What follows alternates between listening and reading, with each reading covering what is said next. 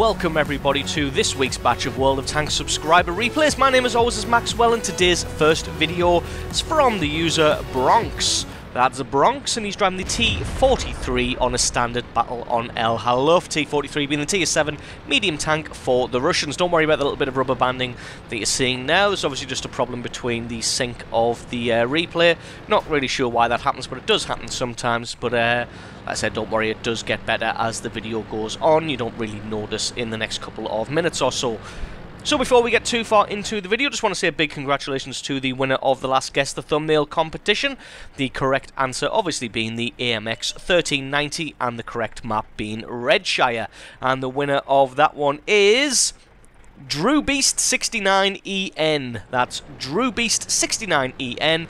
Congratulations to you for correctly identifying AMX 1390 and Redshire. Oh, this Panzer is in a little bit of trouble here. Oh no, it looks like he got away with that one a little bit unpunished. It's probably not going to be long for this world now. And indeed not gets ammo racked for his trouble. Not just taken out, but ammo racked as well. So I do just want to quickly say that occasionally when I put out a World of Tanks video, which is my own gameplay, or if it's been captured from a live stream like the Dream Team or the Wednesday night live stream that I've started doing with circumflexes, obviously you're going to be getting highlights of those. But in opportunities like that where the footage is pre-recorded and I'll be doing highlights of it, then there isn't really an opportunity for me to say congratulations at the beginning to the last Guess the Thumbnail competition. So in those instances, I will probably just go into the comments and give you a GG, a thumbs up, and a congratulations. I might try and find some way of sneaking it into the video somehow, like maybe just putting an overlay on or something, or maybe just doing some kind of dubbing. But that's just to let you know why I don't always say congratulations in the videos to the winner of the last thumbnail competition. So on to this video at hand. He's taken up a sniping position here, already taken himself out of Panzer 38 for pushing up way too far. Now he's going to be trying to offer some support to the guys on the hill. Normally I don't like to see medium tanks camping like Bronx is doing here, but he is kind of playing more as a support role. They don't really have, well, they've got a lot of guys camping in the south there, but not really much in the north. The guys pushing that hill really could do with the support. To be honest, I'd much prefer to see him down on the hill where he's kind of aiming around about in this area here. Except that would leave him open up to all the guys camping up there. I guess with the way that the enemy's pushing here, then he is doing his part here and keeping the guys pushed back. Although it looks like his allies have pretty successfully lost the hill now. Everybody being destroyed apart from that Panzer V M10. And he's probably not going to be much longer for this world, unfortunately. As you can see, that his C-46 is already pushing down, and there you go, is able to take him out. But luckily Bronx should be able to get one or two good hits on him. Maybe somebody will be able to take him out. They've got a couple of tank destroyers up there, that AT and that T-25-2. And indeed Bronx does pick himself up the kill. One thing I will say about this replay is it does start off a little bit slow like this, as you can see, but it does pick up considerably. As you can see, the enemy just trying to push in the south now rather than in the north, as they've been... well, they've kind of won the south, won the north here, so going to see if they do indeed decide to push against these tank destroyers.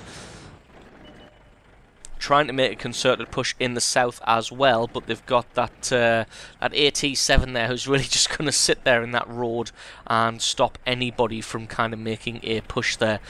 As you can see, the Allies have responded well to losing the hill in the north there, and they've sent the ARL-44 and a KV-1S up to possibly plug the gap up there of anybody who's going to try and make a push. Not quite able to hit that 30-01 there. Penetration. That tank does take a little bit of flack, the 30-01. It does kind of get called the middle child of the German medium line. No, not really that great a tank. Nobody really has much good to say about it. If anybody's got a great replay of the 30-01 out there, or tends to disagree with the analogy of it being the middle child, then please go ahead and send me a replay of you being awesome in it, and then I'll get that turned into a video for you.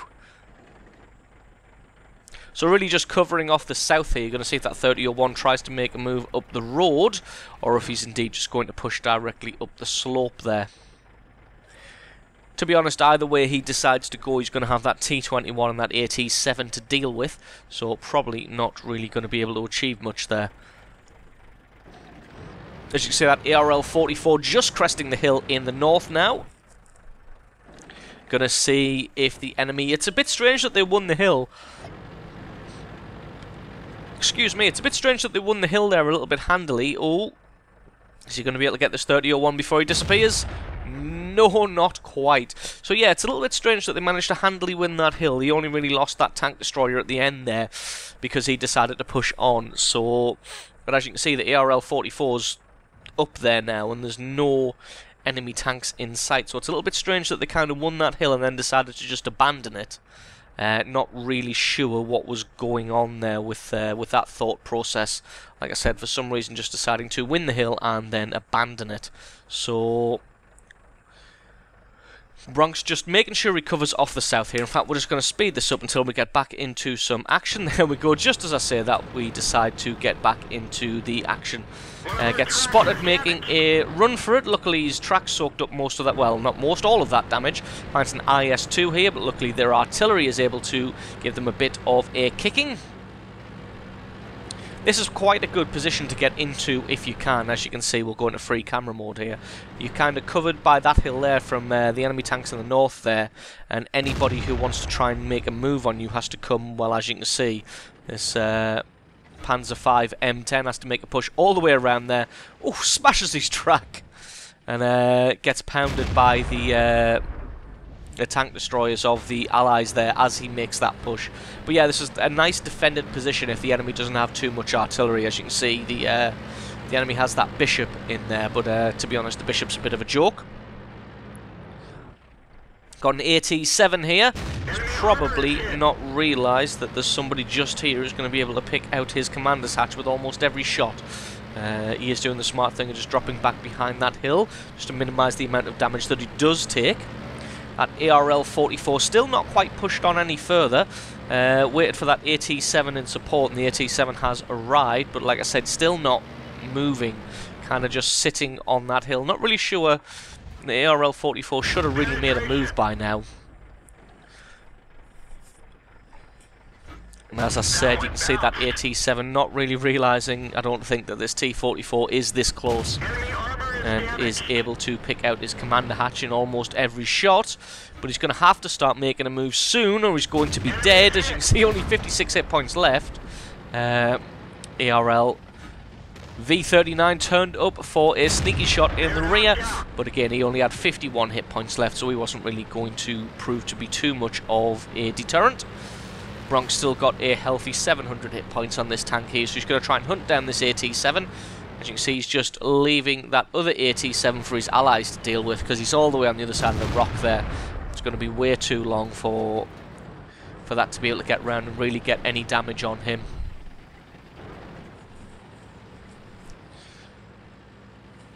So the game's evened out a little bit now. They were losing slightly to begin with, but now they've decided to push in that north there, and that attack in the south was repelled. They are now convincingly winning this one. And Bronx is able to pick up kill number 7. And again, this AT7 not really paying attention, doesn't realise that... I thought I had that on slow motion there, but nope, he's just really that slow. So yeah, this AT7 didn't really realise what was going on here, and he's going to pay the price for it. As Bronx just sets himself up behind and is able to... Oh, just being a little bit too smart for his own good there, and made himself miss that shot, unfortunately. But enemy Hellcat has turned up in order to try and even up the situation. Unfortunately, it doesn't look like the Hellcat has the fully upgraded gun. I couldn't quite tell there. Oh yes, it does in fact look like he has the fully upgraded gun, but he is no match for the combined firepower of the AT-7 and the T-43 of Bronx here. So that just leaves an IS-2 and another T-43 who are going to be left to try and duel this one out.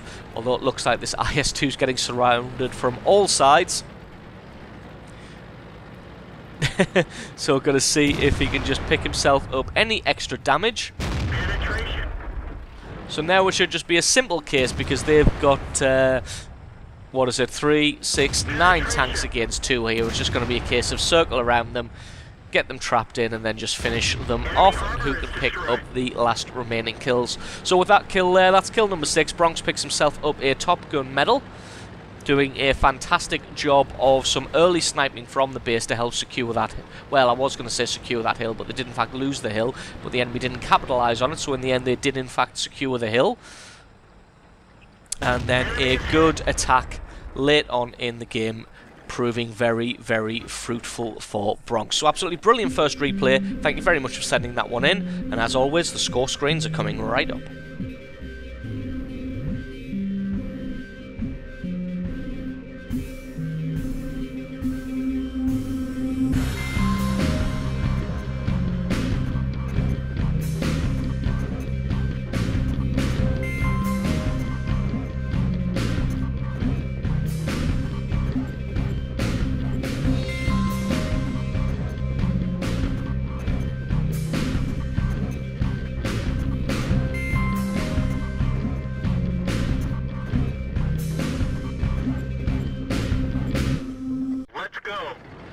And our next replay is from the user Kiono. That's Kiono, and he's driving the IS on a standard battle on Ensk, the IS being the tier 7 heavy tank for the Russians. And those of you who've watched a few videos before may recognise the name Kiono from that amazing AT-15 game that we featured not too long back, where he got a monster double figures kill. That's the AT-15. So another replay from this guy. So fingers crossed this one is going to be almost as legendary. I'll let you in a little secret. It's probably not going to be quite as legendary as the AT-15 replay, but then again it takes quite a lot to top that one. But trust me, this one is definitely worth a watch. So Ensk being one of the smallest maps on the game, with a good amount of city fighting potential, heavy tanks can generally have a good time of this one. And you see Kiono just setting up in a nice position on the train tracks, just letting that long aim time tick down. A little bit unfortunate there, managed to get a 0 damage critical on the side of that Tiger P there. Tiger P now looking in his direction, so he's got to hope that he wasn't spotted out. And have one more shot into the darkness, just in hopes to maybe get a hit on that Tiger P side there, because that was a little bit too much of a juicy target to pass up. T25-2 taking another massive hit in the side. So take notes, people, if you're in a heavy tank and the enemy doesn't push down the train tracks, then this is an excellent position to take. And there you see, takes out his first tank in the fog of one. So like I said, this is a fantastic position to take up, just because you are able to pretty much get some shots on any of the enemy trying to cross that road then. Trust me, there will be a lot of them, and generally the amount of bush cover that is... Oh, I'm so childish having a little giggle at bush cover. So there's enough bush cover in this open square here to generally keep you stealthed for a decent amount of time. And as you can see, you can just get some good hits on everybody who makes their way up here. I can see the IS in the next few months becoming a lot more popular than it is at the moment, and that's pretty much just because of the fact that the KV-1S is rumoured to be losing the 122mm cannon.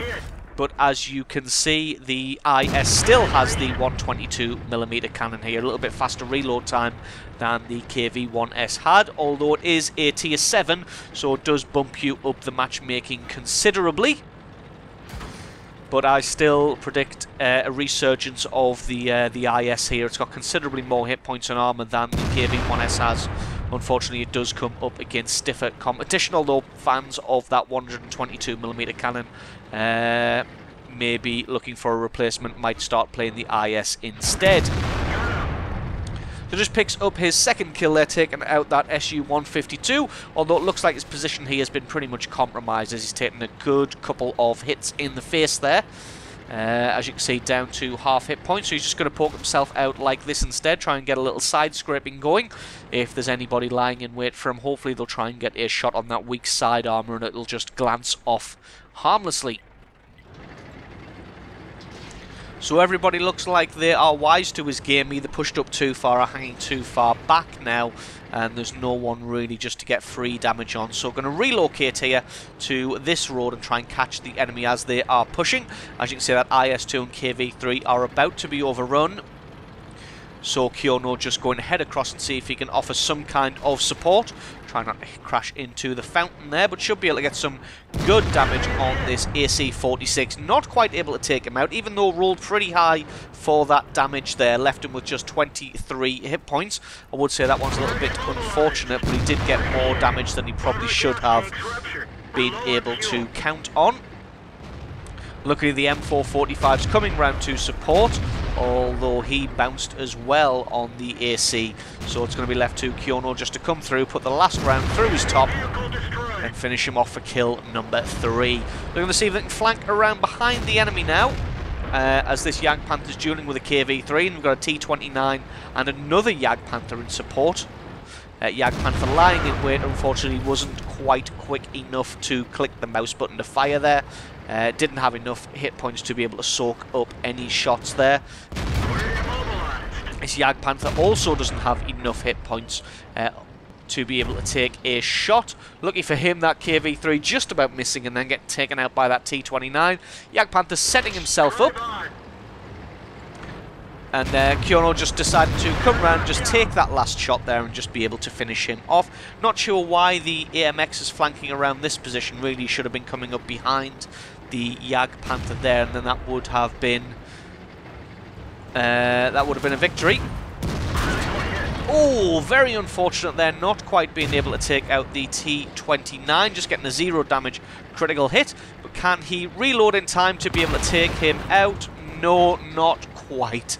The artillery just coming in there and snatching away Kyono's Top Gun medal, so hopefully going to be able to get one more kill before he's done for, but with only 75 hit points, and that AMX is only on 386. The last 2 tank destroyers of the enemy team may well be able to work some magic here and finish both these guys off. I say work some magic, but to be honest, if that T-25-2 has as many hit points as this SU-152, then the two of them should easily be able to mop up these two guys for the victory. So this one's going to be a little bit difficult to try and pull back out of the bag. The SU-152 was last seen middle of the train track somewhere, so Kyono's going to be dropping back towards his base in order maybe just to defend that there, make sure nobody's coming around from the side for a sneaky base capture. Obviously not needing to defend the artillery, as the artillery's pushed up all the way to the enemy base. A little bit of an aggressive tactic there, but really he's not anywhere that the enemy's going to expect him to be. Oh, spots the T-25-2. Ooh, that was very, very lucky on his part there, rushing his shot because he didn't really know how long he'd have to aim, and that was very, very lucky that that one hit there. I would say 6 times, well, 50-50 whether that one hit, although they have improved the accuracy of some of the guns. That one really shouldn't have hit. And there we go, the SU-152 rearing his head. He hasn't got very, well, he's got more than half hit points here, so like I said, these two guys should be able to mop them up and get a win out of this one. So the AMX, the artillery, and Kyono himself got to play this one pretty damn carefully, although that SU-152 just face rolling the AMX there. One more shot to take out that T-25, and again that was very lucky that that shot hit, and Kyono's going to have to play run around now with this 152 until he can reload this cannon. Can't really count on his artillery, as the artillery's already landed a shot on this 152 and missed. He's going to be lying in wait for him. Oh, managed to land a very nice hit there, but still not quite able to take him out. The guy's only got 84 hit points, but it looks like he's playing this one like 11 for some reason. Rushes all the way past Kyono. Kyono reloads his cannon, and then he's able to put a last shot through his side and pick up kill number 7. So a little bit unfortunate play there from the SU-152. Should have played that one a little bit smarter and a little bit slow, but just got a little bit too greedy and went for the kill and messed up massively, gifting the Allied team the victory. So absolutely awesome replay there from Kyono. Thank you very much for sending that one in. And stick around, guys, because as always, the score screen is coming right up.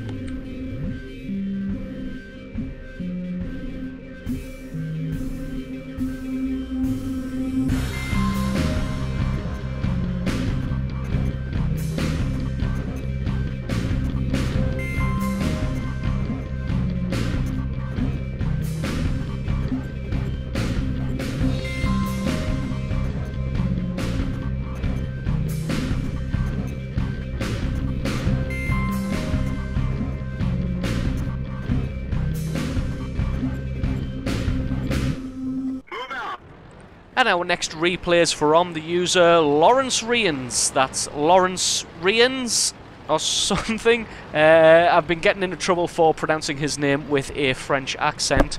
Apparently it is just pronounced Lawrence, so apologies for that. And he's driving the Leopard 1 on a standard battle on the Arctic region. The Leopard 1 being the tier 10 medium tank for the Germans. I think we have featured a replay from this tank before, but it is a damn good tank, and this is a damn good replay, so I thought I'd bring you this one anyway. I do like to try and space out the tanks, so basically now that I've shown another Leopard 1 replay, I won't be showing another Leopard 1 replay for a couple of weeks. Same with, say, the last replay, the IS.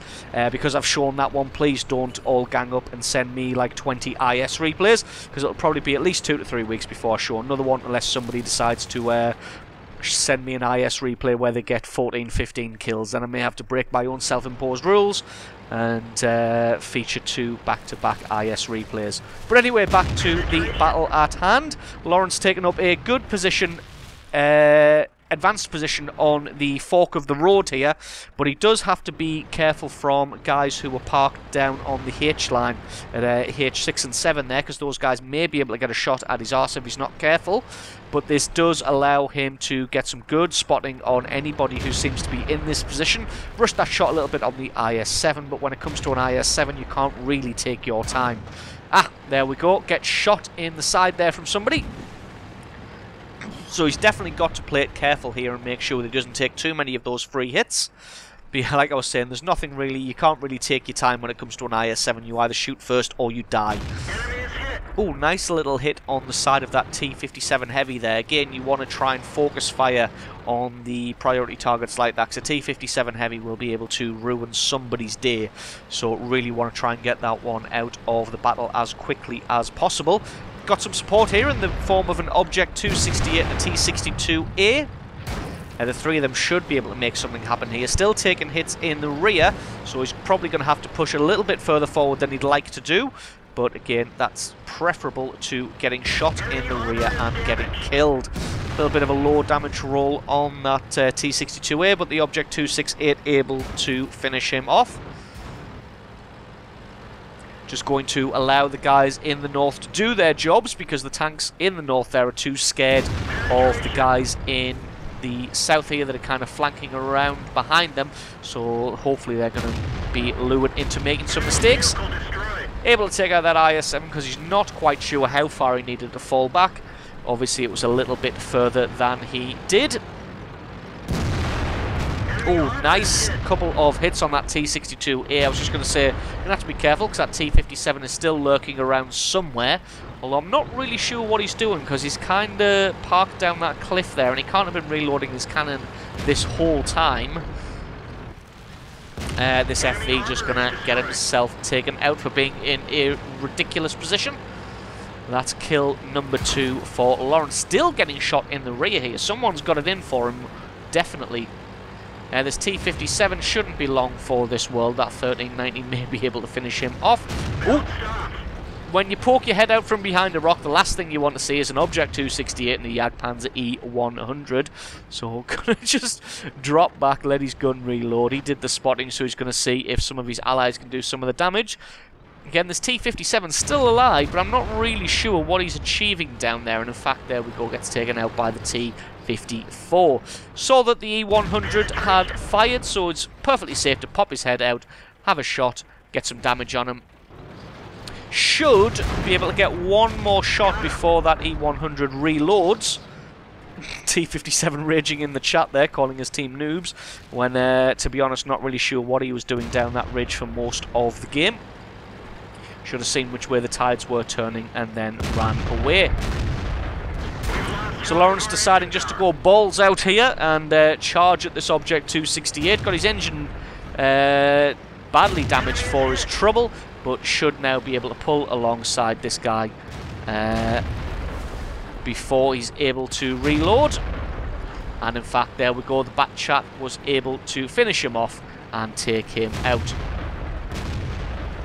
Going to come around behind this rock here. There's only a 1390 left to defend the base. He may have actually come across from the centre of the map somewhere, because I can't imagine an AMX 1390 light tank camping in the base for the whole game. Although, to be honest, this is a World of Tanks public match, and stranger things have indeed happened. So he gets a little bit of damage on him and then just leaves him for his allies to finish him off. He's not greedy. Going to try and pick out a weak spot on the mouse. That's a little bit of an oxymoron, trying to find a weak spot on a mouse, but indeed was able to put one through the front of the turret there. Penetration of the Leopard 1's gun, more than sufficient to be able to get through there. And that just leaves 2 IS-7s and a Bat Chat to finish off. Looks like the 2 IS-7s, well, now just 1 IS-7 as Lawrence takes him out from range, picks up kill number 4. Just going to speed this one up a little bit until we get back into the action. The IS-7 and the Bat Chat just trying to cover each other off and make some kind of desperate last stand. Although it looks like, well, the Bat Chat's finished. Actually, it looks like the IS-7 isn't going for some kind of desperate last stand. It looks like he's actually going for the coward's way out and going to drown himself instead. So, Logan 10, you, sir, are a coward for drowning yourself in the lake. But, nevertheless, absolutely awesome replay there from Lawrence Rienz. I can't really say the surname without saying it in a French accent, so apologies to you for that. But picking up a good 4 kills, putting in a solid performance there on the Arctic region in the Leopard 1. So stick around, guys, because as always, the score screens are coming right up, along with another replay.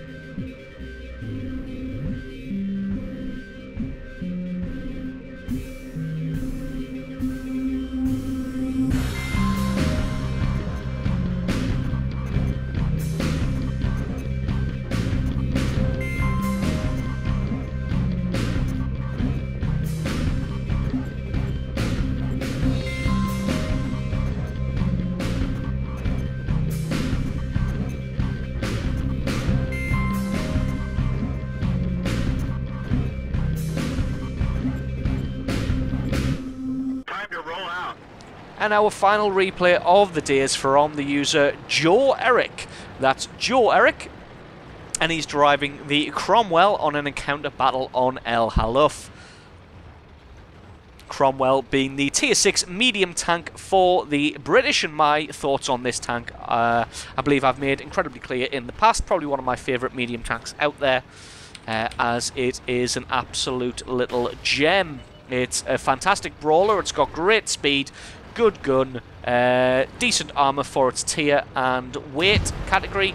Just all round a pretty damn good tank. ELC AMX comes up to try and fight with him. Not sure why he decided to ram him, as that pretty much killed him to death. And there we go. Joe Eric is able to pick up his first kill of the match and take out that ELC AMX in short order. And then he's just going to hide himself behind this rock until everybody decides to stop shooting at him. So the good thing about the top speed of the Cromwell is it's able to get into these good advanced positions pretty damn quickly, as quickly as any light tank would be able to. The only downside, as opposed to a light tank that this one has, it doesn't quite have the agility, so it doesn't have the traverse speed, and it doesn't have the acceleration forward or backwards that a light tank would have. And then obviously it doesn't have the camouflage coefficients that a light tank would have. As people know, a light tank doesn't lose camouflage value for driving, whereas any other weight class of tank does. Spots out a KV-1 in the distance, going to try and take him out. Unfortunately, just a critical hit there. This KV-1's probably now going to be able to make it to this rock. As you can see, he's gotten himself hidden slightly, although he's decided to back up for some reason. And then gets his tracks taken out, so this should just be a case of putting some free damage through the side of this KV-1, who for some reason has already used or doesn't own a repair kit, and even when his track's repaired, still decides to just sit there out in the open whilst getting shot in the side. And Joe Eric's faith pays off, fires into the fog of war, and is able to pick up kill number 2 and take out that KV-1. So with this flank all dealt with now, spots out this KV-4 on the hill, and then kills the KV-4, not the KV-4, the Panzer 4 on the hill. Got KVs on the brain. So that's kill number 3 now, and with this flank dealt with, it's now going to push on a little bit further forward. Going to see if he can do something about that Panzer 3-4. No, looks like the Panzer 3-4 is able to drop back in time to keep himself safe from Joe Eric. Unfortunately, for him. The camping teammates on the other side of the map are able to get a bit of damage on him as he backs off.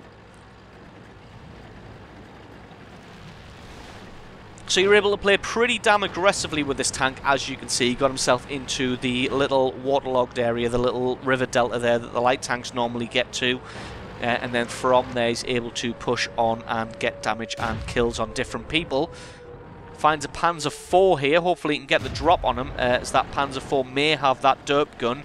And if he's able to get one shot through the side of Joe Eric, that's going to do some serious damage. Although it looks like he doesn't have that derp gun. Although he does manage to put a little bit of damage through his front armour, it's just a little bit less than 150, so not really much you can do about that. Panzer III-4 decides to drop in from the sky. Sometimes the sun just shines on you and kills just rain in from the sky. As you can see, that guy just dropping in off the mountain there. Not sure what he thought he was going to achieve by throwing himself out into the open. Maybe thought he could try and slow down Joe Eric there for the base capture to come off. Unfortunately, that was not going to happen, as he just drops down off the mountain there and just gets himself taken out within a few seconds. So for all the success they've been having on this southern flank here, the game is actually all even at 10 kills to 10, and the enemy is currently doing a base capture. It's Panzer III-4 now caught out in the open. Not really expecting damage to be coming from behind, only really protecting himself from the front there. But then the allied Panzer III-4 just comes in and is able to take him out, no problem whatsoever. So the enemy looks like they've got a couple of KV-1Ss in the north here, which is probably how they've been able to win this flank so handily. Although this one here, making a beeline down the mountain, doesn't realise that there is a Cromwell coming to ruin his day. Took a little bit too long lining up his shot there. Not sure why he didn't have his shot a lot earlier. Sorry, I'm just a little bit confused there, as the KV-1S saved his shot all that time and then was still able to miss.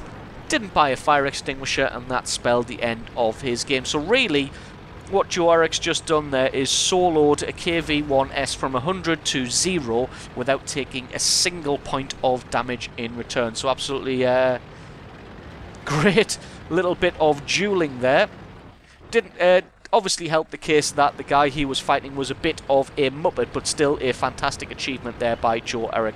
Finds the last guy, the Type 58. Looks like he's just given up on life there and is sitting over in the corner, hoping that nobody was going to find him. Unfortunately, he has indeed been found, although it looks like he may have just rage quit and Alt F4'd out the game rather than trying to fight this one out. So it looks like he's going to gift Joe Eric his Top Gun medal there. So absolutely awesome replay from you, showing the power and your skill in the Cromwell. So thanks very much for watching, everybody. That's it for this week's subscriber replays. Well, this video subscriber replays. I've got a lot of them to get through with the Dream Team being last week, so there may indeed be more coming on Wednesday and Thursday. Tomorrow's World of Tanks video is going to be the highlights from the live stream that I did with Circumflexes, so fingers crossed you guys enjoy that, and hopefully you can tune in for that live this week. Obviously that's happening every single Wednesday at 6 PM Daylight Savings Time for the Brits, 7 PM standard European time, I'm fairly certain. So don't forget to leave me a like or favourite if you enjoyed this video. Stick a comment in the comment section below. Let me know what you thought of each individual replay. Don't forget to have a go at trying to guess which tank and which map is featured in the thumbnail. First person to correctly identify what tank and what map is featured will win a shout out in the very next video. So thanks very much for watching, everybody. This has been World of Tanks subscriber replays. I've been Maxwell, and I will catch you guys next time.